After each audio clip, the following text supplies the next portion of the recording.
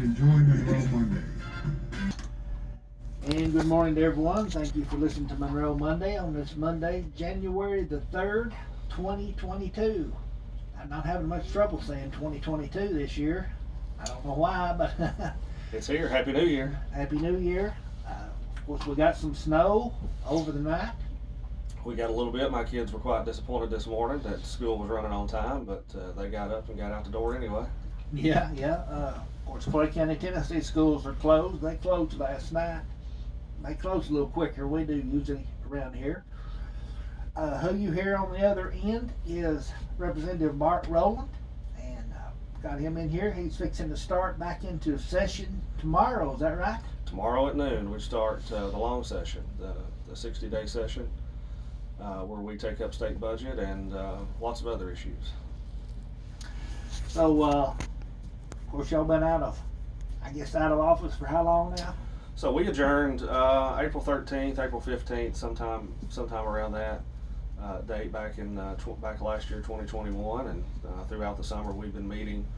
Our interim schedule is when the committees meet, and we meet and discuss and talk and debate about issues that might be coming up in the next session. So we've been doing that all summer long, and then tomorrow at noon, we all arrive in Frankfort and convene for the 2022 session.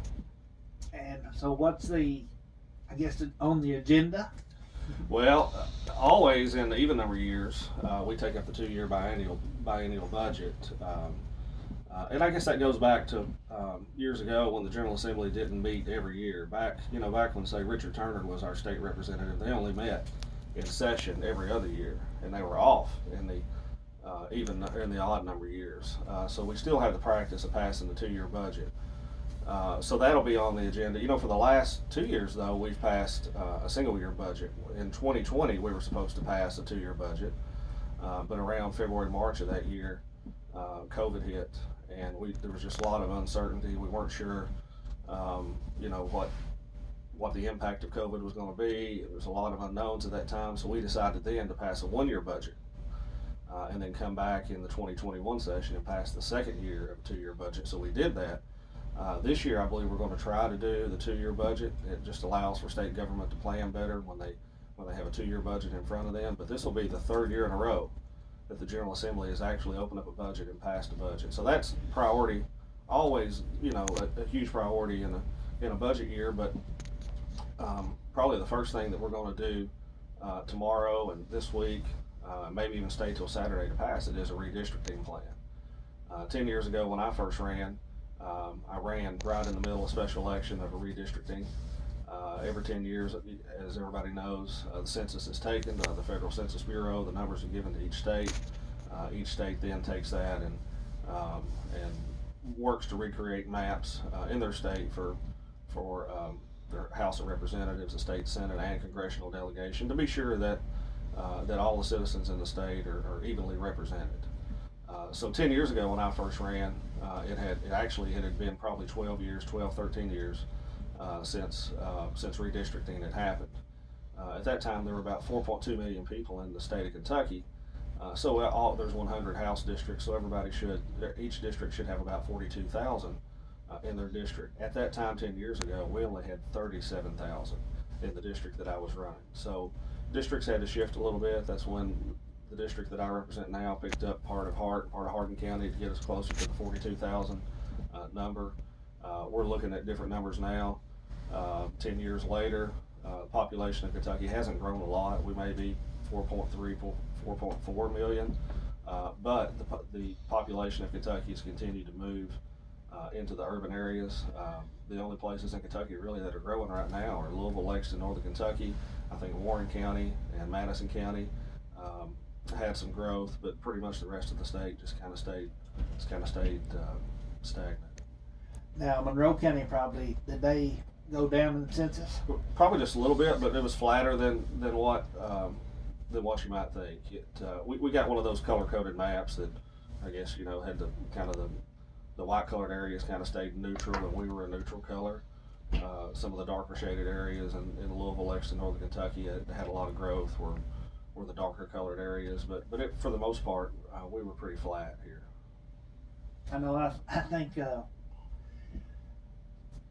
when Mr. Comer was here, he said 11,500 maybe was what the census was for Monroe County. Yeah, that probably sounds about right. You know, probably a decade ago we were north of 12,000, maybe closer to 13, um, and before that. But yeah, I'd say that's probably as an accurate figure. Because I know probably a lot of people just throw those census in the trash, and then of course they had people coming around that checking with you, but Right. when COVID hit, I think that kind of put a damper on a lot of things. Yeah, so. it was a little bit harder this time around to get accurate figures, to get accurate numbers, just because low participation from citizens on the census. The census is really important. I know everybody says that every 10 years, but it really does mean a lot to get an accurate count of your community and the districts. So do you know what basically might change in your area? Yeah, so on Thursday, the speaker and our leadership team and some other members who were in Frankfurt rolled out the proposed maps for the House, and what the 21st district looks like will be in Monroe and Metcalfe, which it has been for a long time. It'll go back and pick up Cumberland County, which was in the district when I first ran, and it'll pick up Adair County, which is a new county to the 21st district. That's they made a concerted effort to make the districts more consolidated and more compact. As a matter of fact, the district that was drawn for me 10 years ago was Monroe, Metcalfe, Hart, and part of Hardin County. That's a district that goes from the Tennessee state line to the other side of the West Kentucky Parkway. I mean, it goes just a few minutes below Elizabethtown. And that was a district that the speaker kept referencing when he was making the distinction of the difference of the maps that we're proposing now versus the maps that were proposed 10 years ago. That's a gerrymandered district. That's a district that was drawn by the Democrats to try to let a Democrat win that district. Now, obviously, they didn't. They were wrong about that.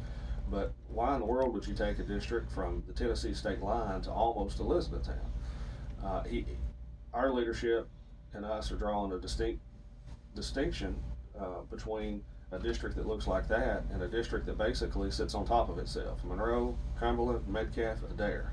That's small, that's compact, it's right here together. It just makes a lot more sense. Of course it does. It does. Yeah. And then it'll continue to be the 21st. It will. So when I ran the first time, the number was the 53rd district, and that was Monroe, Metcalfe, Cumberland, and Greene. In redistricting, they did have to change some numbers around, but it will, from the proposed map that I saw last week, it'll continue to be the 21st district. It'll be Monroe, Metcalfe, Cumberland, and Adair. And also, you're not going to run again. I am not. I've been thinking about it for a while. When I first ran, I knew that it was, I was going to do it as long as I felt like I had time to do it from family and business, and I always felt like I definitely didn't want to make a career out of it. Wasn't going to be one of those 20-year guys. But when I finish up this next year, and I'll plan to serve through the end of 2022, that's what I was elected to do. It'll be something like 10 years, 7 months, 10 years, 8 months. So, and I feel like that, the Constitution was set up that where someone steps in, it's a part-time job, it's not a full-time job, not meant to be a career, but after 4 or 5 terms, and it's time for somebody new to come in that might have new and different ideas and want to serve. So I'm glad, I appreciate the opportunity that the citizens and the district has allowed me to serve for the past 10 years, and probably just time for somebody else to step in there and do it. What's the deadline on filing for that? Well, as of right now, it's January the 7th, which is Thursday. But one of the other things that we'll do this week is, since we're putting new maps out there, and to give people time to look at those and make a decision on whether they want to run or not, we'll also move the filing deadline, I believe I heard the speaker say, to January the 25th. So that'll be kind of the end of the month, and that'll give everybody another 3 weeks or so to look at the maps, to digest them, to decide if they want to run in the new districts the way that they've been proposed, and give them a little more time to decide. Let's take a little break, and we'll be right back with more Monroe Monday, and listen to who our sponsors are for today's program. Mike, a little closer to you. Yeah. And welcome back to Monroe Monday, January the 3rd. We'll have with us Representative Bart Rowland, and we were talking about the session coming up and the changing of the counties around. Can't say redistricting. Yep, redistricting. Going to be priority number one probably when we get there, and moving the filing deadline, and then of course we'll probably start budget committees will start meeting right away, and it usually takes the entire session, even a 60-day session, to get through that process. There's so many different parts of state government and different subcommittees that meet around the budget to work on different portions of the budget, and then it all kind of comes together in the end. But some other things that we'll need to address that have come up recently. We'll probably do some things around tornado relief for West Kentucky and Bowling Green and those areas. I'm not exactly sure what's needed of us in that area, but I know that the president declared a federal disaster and some money's flowing through the state, so it could be possible that the governor needs us to appropriate or to give him the authority to do some things around tornado relief. And I believe I'm sure in a bipartisan manner that we'll all come together and do whatever's needed to help those communities that were impacted. Yeah, I know during the last, not the last tornado, but the one before, Governor Bashir, was very quick in acting, doing a state of emergency, and of course then the tornado hit this past weekend. Right. Yeah, hit again this weekend. I toured part of Hart County that was hit in the December 10th, December 11th tornado, a week before last, with Congressman Guthrie. Congressman Comer represents this area, but that part of my district up in Hardin County, Congressman Guthrie is the congressman there, and I met him and his staff and some of the local officials, and we toured the area, especially around the Hardyville area, up there on 31. It was hit pretty bad from the tornado. You could just see that we could drive down the road and just see the path that the tornado took, and as it went from farm to farm to farm, and some of the Amish communities there that were impacted, but could have certainly been a lot worse. Yeah, we will, whatever the governor needs from us around that, I'm sure we'll be more than happy to give him the authority, appropriate the dollars, or do whatever's needed to help those impacted areas. So, what else? What committees are you on right now? Yeah, so I had the privilege of chairing the Banking and Insurance Committee. Obviously, my background in insurance, I'm one of the few insurance agents that's currently serving in the General Assembly. So you know a little something there. I know a little bit about it. Sometimes it's pretty technical. It's very confusing, and a lot of members, unless you're in the business, a lot of members just really don't understand it. Insurance there is no federal regulation of insurance. It's all regulated in the state. So any changes that need to be made to insurance policy have to be done in the respective states. So it's a really important committee. It's one I enjoy being on. I get to chair that in the House. I get to co-chair it in the interim with Senator Jared Carpenter out of Richmond, Madison County. And so I'm on that one. I'm also on economic development, which is a good committee to be on. Back when we did the special session last fall, that was a committee that took up the legislation that's going to allow Ford to come in to that Glendale site up there and create 5,000 jobs. That's going to not only help that part of the state, but that's got to trickle down to areas like Metcalf, Monroe, Cumberland. There's just no way that we don't see some benefit off of 5,000 jobs only 45 minutes or an hour away. So I'm on the Economic Development Committee, and I'm also on the Small Business and Information Technology Committee, which is a good fit for me because I am a small business owner. In my business, I work with all kinds of small business owners daily. So I think I'm on three pretty good committees right now. I've been on others in the past, so over a decade. When I first got there, I served on the Agriculture Committee, a great committee, but it's a highly sought after committee. And everybody wants to be on the Agriculture Committee, so when we took the majority a few years ago, I still wanted to be on the Agriculture Committee, but when they gave me a chairmanship, they kind of, for those of us that gave chairmanships to, they kind of took some of the committees away and gave them to other members. I was also on the Education Committee when I first got there and served on that for probably 4 years or so. Well, let's center on Monroe County. Of course, we have a new bypass now. We do. And I think that's really brought a lot of traffic this way. Yeah. Also, of course, it's brought the truckers. You know, they're no longer coming into town. You know, we still have trucks in town, but I can tell the significant difference when I go to the red light now. You know, there's not as many trucks. Yeah, and that was the whole point of that bypass. You know, that bypass was put into the road plan way before I was ever even thought about running for office, and before Jamie was even state representative. That was first put into the plan possibly when Billy Poston was state representative, and that was you know, that's going to be 25, Yeah. 26 years ago, Yeah. and it just got completed this last year. So that kind of tells you how long. Because I think he passed away like 21 years ago, if I'm not mistaken. Possibly. But there are some other needs in the county and some things that I've been working on with this when it relates um, to roads and new projects. One of the big priorities that we've been working on with local elected officials and other interested parties is widening that bridge down there at the nursing home, just past the nursing home there before you get to Latia's and you turn on to Cap Harlan. I've had that in the 2 year road plan for probably 2 years, but even though if I go up there and advocate and get a project in a 2 year road plan, doesn't necessarily mean it's going to get done. After we're out of session and we leave, it's completely up to the Kentucky Transportation Cabinet to decide if they're going to let specific projects. And then sometimes things are backlogged a little bit. They get, maybe they're not successful in buying right away. Maybe it takes a little longer to move utilities. There's just a lot of different factors as to why it might hold that up. But that's a would be a really good project for our town, for Tompkinsville, to widen that bridge down there.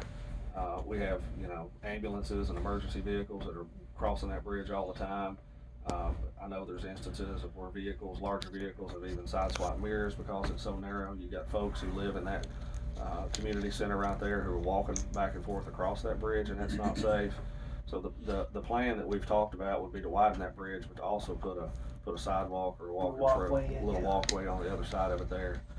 And I'd love to extend that road and make it 3 lanes. At one time, there was a proposal to go 3 lanes all the way out to the red light out there at 5 Star. That would be a really good project if we could do all Have like that. a turning lane or something. Yeah, yeah.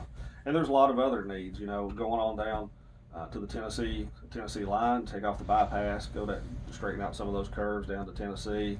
Up in Metcalfe County, long-term plan has always been to try to improve 163 from the crossroads up to Edmonton and kind of make a corridor. You know, if you think about it, from the Cumberland Parkway to the Tennessee line, you know what the work Tennessee's done down in Clay County, and all the way down 111 to down to 40. So if you become a corridor from the Cumberland Parkway to Interstate 40, and the Cumberland Parkway puts you on I-75, you would create a flow of traffic there from I-75 to I-40 that has to come right through Metcalfe and Monroe counties. That could be a huge boost to our area. Yeah, I mean, it already has. Yeah. I mean, to a certain extent. Yeah, sometimes it takes a little while for the GPS folks to update their programming to, you know, kind of reroute the traffic and know where they should go. But hopefully it is working. I think it is. I think a lot of people are coming to Monroe County. You see a lot of traffic. Yeah. And so, what else you see in store for Monroe County? You know, there's a lot of opportunities out there for us right now that we haven't had in the past. One item that I've talked to you about over the past few years is the TVA in lieu of tax funds that are now coming to Monroe County and 37, 38 other counties throughout West Kentucky.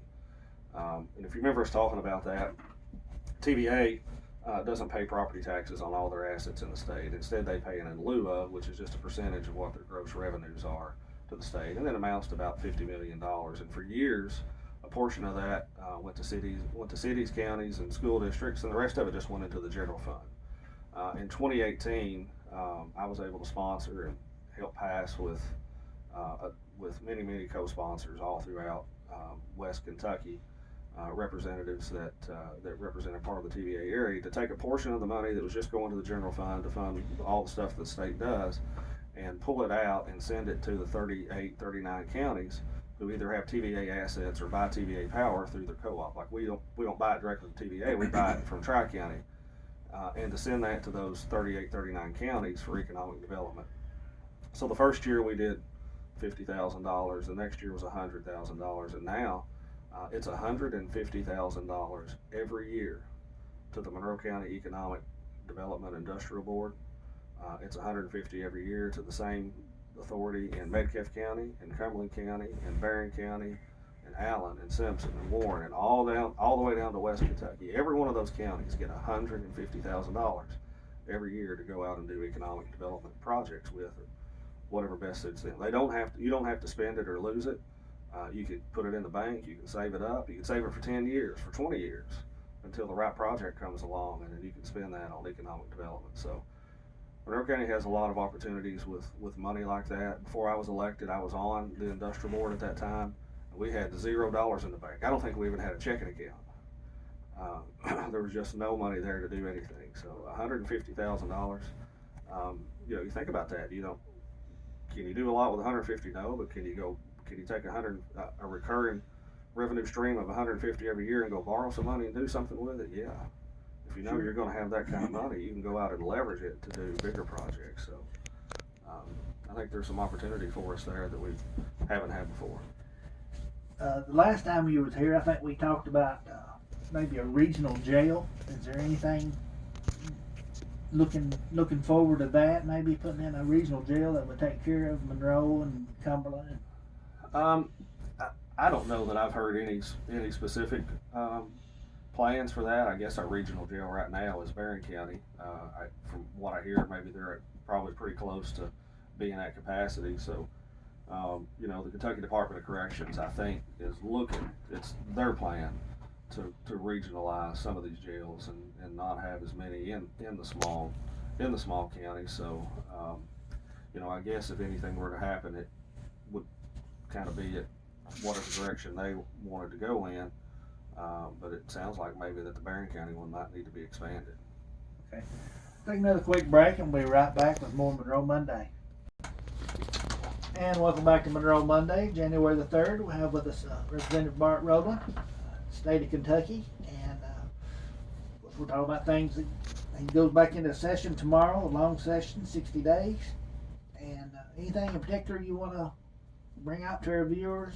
No, as we wrap up today, I just like to thank the voters, all the citizens, the 21st District, especially Monroe County, for their support over the past decade. It's been just a huge privilege and an honor to get to do this. Such a great experience for me, and to get to help our community with things like the TVA funds and some new roads and funding for our counties and school districts. I just really appreciate the opportunity and want everybody to know how much I've enjoyed the opportunity to get to serve. And the only one that I know of right now that has filed for your seat is Terry David Dewberry. I saw that on the Kentucky Secretary of State's website. I get those notifications. The filing deadline is going to be moved to probably January the 25th for our seats. So it's very likely that there'll be more. When I did it 10 years ago, I think there were 5 or 6 that were interested at that time that ultimately put their name in the hat. You never know, but it's possible that could happen again. So when does your vote come up? When's the representative vote come up then? So the filing deadline is going to be moved to January the 25th, and then the May primary will be for the partisan election. So if you have multiple Republicans, multiple Democrats, they'll face off. You'll decide on one Republican, one Democrat for November. Yeah.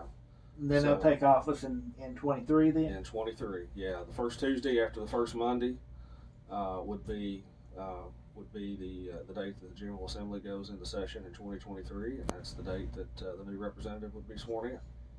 All right, well, I appreciate you coming in and telling us what's been going on and what's going to go on, and we appreciate all the service that you've done for Monroe County and all your 21st District area.